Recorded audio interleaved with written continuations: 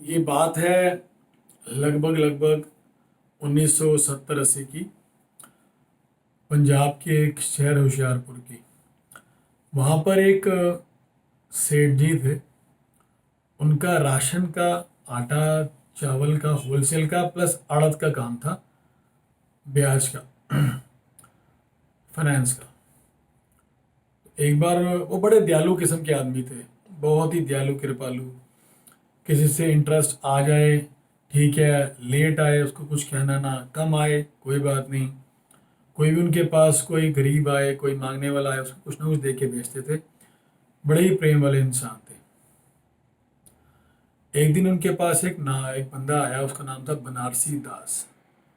बंदा आके वो वहाँ पर उनके पैरों में बैठ गया। कहता है कि सरदार जी, मैं मुझे कुछ काम दे दो, मैं कुछ भी काम कर लूँगा, मैं बड़ा परेशान हूँ। सरदार जी कहते हैं, बेटा एक बार पहले ऊपर बैठ, आराम से मेरे साथ बैठ, मेरी गद्दी पे बैठ, बता क्या हुआ। कहता, सर सरदार जी, मैं अपने गांव से आया हूँ, मेरे पास 1 रुपया भी नहीं है, मैं और मेरी वाइफ हैं, और हम दोनों ने 2 दिन से खाना नहीं खाया। तो मुझे कोई भी काम दे दो, मैं कोई भी काम कर लूँगा आपके यहाँ, उठाने उठूने का, वेट का, सफाई सफाई का, कोई भी काम कर लूँगा, बट मुझे काम दे दो ताकि मैं खाना खा पाऊँ। सरदार जी क्या करते हैं, सरदार जी उसको देते हैं 100 का नोट और कहते हैं, बनारसी पहले कुछ खा ले, तू अपनी वाइफ को खाना खिला दे, उसके बाद मेरे पास कल आइयो, कल बैठ के बात करते हैं। वो वापस जाता है, खाना वाना खाता है, खुश हो जाता है, उसकी वाइफ भी खुश हो जाती है, भाई उनको पैसे मिल के खाना खा रहे हैं हम। अगले दिन वो वापस आता है सरदार जी के पास। सरदार जी का नाम था Gursewak Singh ji. This is a real story I am telling you. This is a real story for about 30 years ago. Although I share sales tools, marketing tools in my videos, but मुझे ये स्टोरी कल पता लगी और बड़ी ही हार्ट टचिंग स्टोरी है। सो I thought, मुझे आया कि भाई मैं I must share this story with all my dear friends. So अगले दिन बनारसी वापस आता है सरदार जी के पास। कहता है, सरदार जी मुझे कुछ काम दो। सरदार जी कहते हैं, क्या काम करेगा। कहते हैं, कुछ भी काम कर लूँगा, मुझे काम दे दो। सरदार जी गुरसेवक सिंह जी उसको कुछ कुछ थोड़ा थोड़ा काम दे देते हैं कि भाई ये काम कर ले और तेरी इतनी सैलरी है और तू शुरू हो गया, तेरा आज से सैलरी जॉब शुरू हो गई तेरी, ठीक है। बनारसी थोड़ा मेहनती मेहनती किस्म का इंसान होता है। वो जॉब करता है, काम बहुत मेहनत लगन से करता है, इतनी लगन से और इतनी ईमानदारी से करता है काम कि 2 4 6 महीने में वो सरदार जी का दिल जीत लेता है। सरदार जी का फेवरेट फेवरेट एम्प्लॉय बन जाता है। सरदार जी भी उससे सारी बातें शेयर करनी शुरू कर देते हैं, सारी अकाउंट्स की, सारे घर की, बाहर की। सरदार जी इमोशनल हो जाते हैं और सारी बातें उससे शेयर कर देते हैं। एक दिन आता है, सरदार जी कहते हैं कि यार बनारसी, आज मैं बूढ़ा हो गया हूँ। हाँ, I forgot to tell you कि सरदार जी का कोई कोई औलाद नहीं होती। उनकी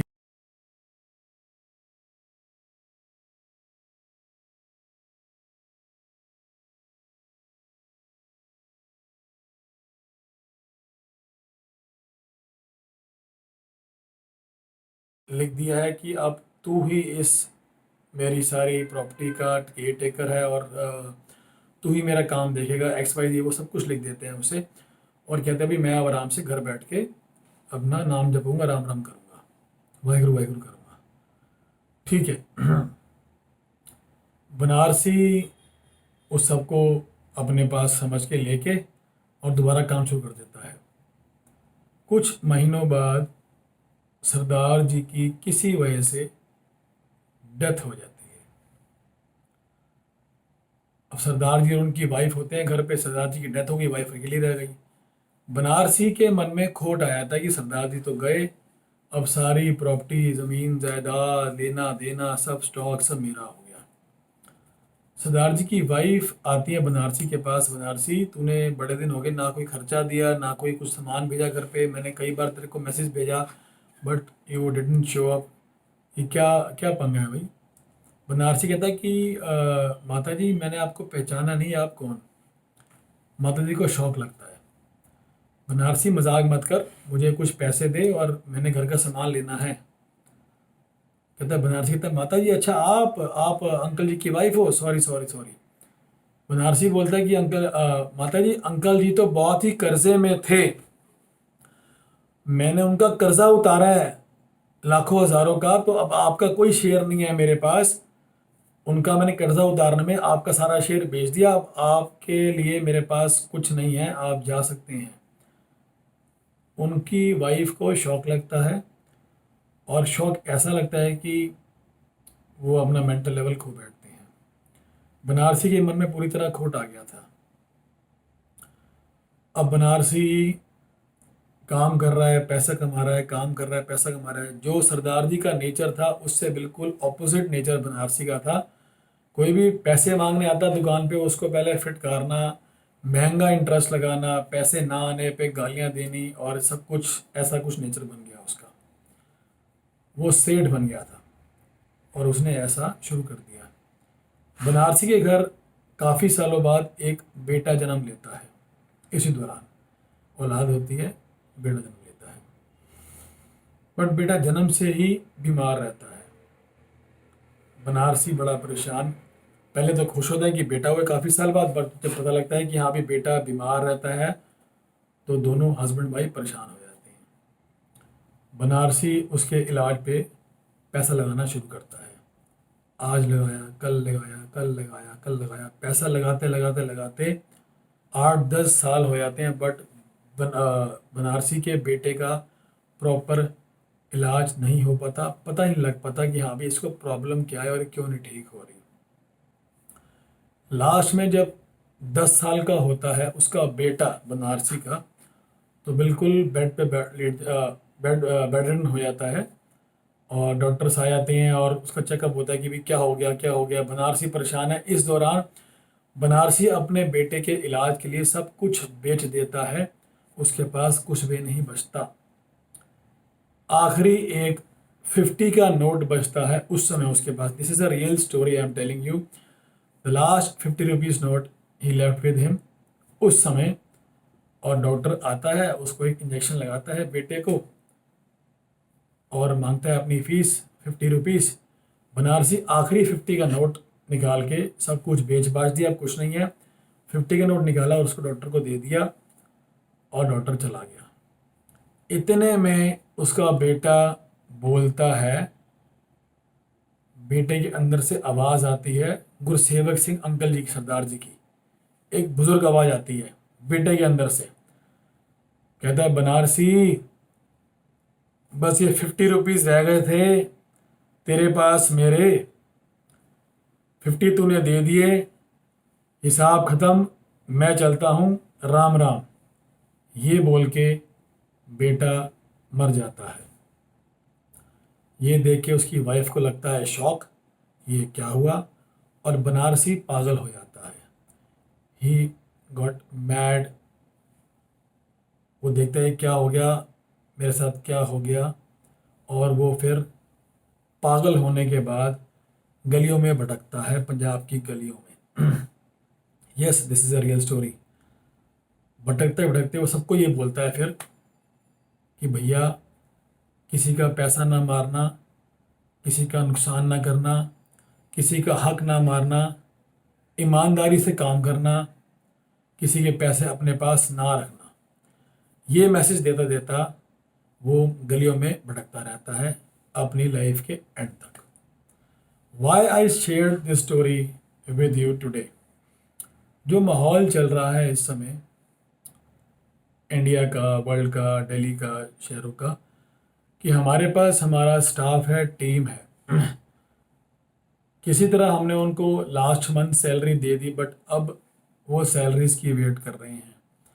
उनकी फैमिलीज़ हैं, उनके छोटे बच्चे हैं, उनके माँ बाप हैं, वो शायद किराए पे रहते हैं, उन्होंने किराया देना है, बट शायद हम में से कुछ लोग उनको सैलरीज या खर्चा वगैरह नहीं दे रहे। वो हमारे पे डिपेंडेंट हैं। अगर हम उनको उनको सैलरीज या खर्चा नहीं देंगे, उनके डेली रूटीन के लिए, उनके खाने पीने के लिए, उनके बच्चे की दवाइयाँ हैं, दूध है, किराए हैं, मेडिकल खर्चा है, अगर हम नहीं देंगे तो वो कहाँ से लेंगे। उनका एक एक दिन काटना मुश्किल हो रहा है। आई अग्री कि बिजनेस ओनर के पास या एंटरप्रेन्योर के पास फंड्स नहीं हैं या कम हैं, बट ये हमारी जिम्मेदारी है कि हम फंड्स अरेंज करें और उनको फीड करते रहें जब तक ये लॉकडाउन है बंद है। ये उनका हक है हमारे पे। उन्होंने हमारे साथ दिन रात मेहनत की है पिछले कई साल, 10 साल, 15 साल, 20 साल, 25 साल, और हमारे हक बनता, हमारा फ़र्ज़ बनता है कि हम अब ये मुसीबत की घड़ी आई है तो उनका साथ दें, उनको, उनके परिवार को सपोर्ट करें और उनको एक दिलासा दें कि भाई don't worry, we are there. आपको मेडिकली और खाने पीने की कोई तकलीफ़ नहीं आने देंगे। उनको सिर्फ इतना बोलना ही है और कुछ उनको सैलरीज दो। मैं कई लोगों को जानता हूँ जो 100% सैलरीज दे रहे हैं अपनी टीम को, कई दे रहे हैं 70%, कई 50%, बट दे रहे हैं।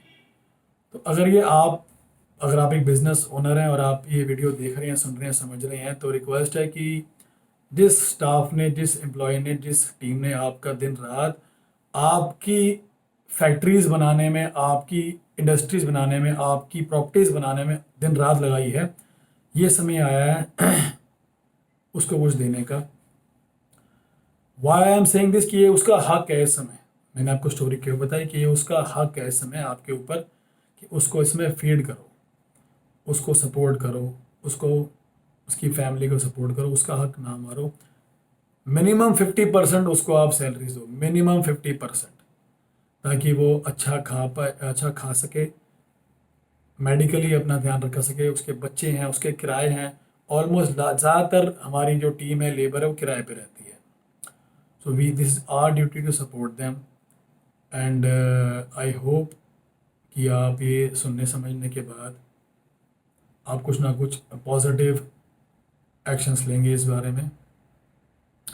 Thank you so much for being with me and getting this story, hearing this story, and best of luck. Thank you so much. Bye bye.